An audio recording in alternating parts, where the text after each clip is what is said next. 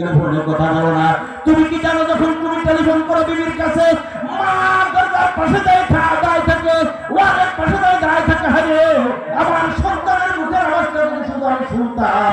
কিন্তু তোমার বিবির সাথে তুমি ঘন্টা ঘন্টা কথা বললা, তোমার মা তোমার এরকম ভাবে দাঁড়িয়েছে, তোমার বিবি তোমার মাকে মোবাইলটা দিল না, মা দুঃখিনী মা শুধু তোমার মুখের একটা আওয়াজ শোনার জন্য অপেক্ষায় ছিল। এই জন্য আমার যুবক ভাইয়েরা, আল্লাহ হাবিব বলেন যারা মাতা পিতার সাথে নাফরমানি করে, যারা মাতা পিতার অবাধ্য সন্তান, তারা জান্নাতে যাবে না। কারণ জান্নাতে যেতে হলে মা বাবার বাধ্য সন্তান হতে হবে। দেখেন আজকে আমরা এখানে যারা আছি মা বলে মনে করেন আমাদের বাবা মারা গেলেন, আমরা গোসল করাতে পারবেন না বাবারে। কে কে আসলে যে বাবারে গোসল করাতে পারবেন বলেন তো? একজনও নাই। বাবারে গোসল করাতে পারতেন না আপনারা? এরা যুবক, বাবার সময় দোকান 11টা বাজে 10টা বাজে বাবা গোসল করার জন্য কাটা যাচ্ছে। তুমি বাইরে ধরলে বাবার হাত ধরলে, বাবা আমি গোসল করবো। বাবা বলে না, আমি সময় বাজার মধ্যে বাজারে যাই, দোকান খুলতে হবে, এখন সময় নাই। সন্তান ধরছে বাবার হাত ধরিয়া পুকুরের ঘাটে চলে গেছে। ও যুবক ভাইরা একটু চিন্তা করেন না, সেই দিন আপনার পুকুরের ঘাটে যাওয়ার পরে আপনার এরকম বাবা বা দাদা দাদা নানা হোক যারাই হোক চলে যাবে ব্যবসা প্রতিষ্ঠান করার জন্য।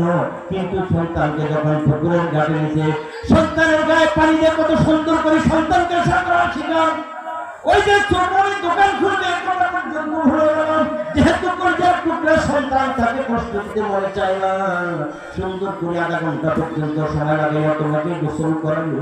যে বাবা তোমাকে এরকম ভাবে দিন 2 দিন না মাস তোমাকে গোসল করালো, যে দাদা তোমাকে গোসল করালো, যে নানা তোমাকে গোসল করালো, আর বন্ধু জীবনের শেষ গোসল, যেই গোসলটার পরে আর কোনোদিন সুযোগ হবে না গোসল করানোর, ওই শেষ গোসলের জন্য মসজিদের ইমাম সাহেব আর মুয়াজ্জিন সাহেবের কাছে কেন টেলিফোন করতে হয়?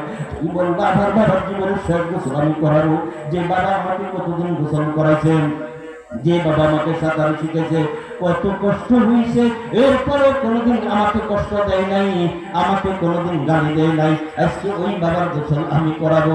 এর যুবক ভাইরা, যখন তোমরা তোমাদের মায়ের পেটে ছিলা, আর মায়ের 10 মাস যতদিন মায়ের পেটে ছিলা, জানি মার কত কষ্ট হয়েছে।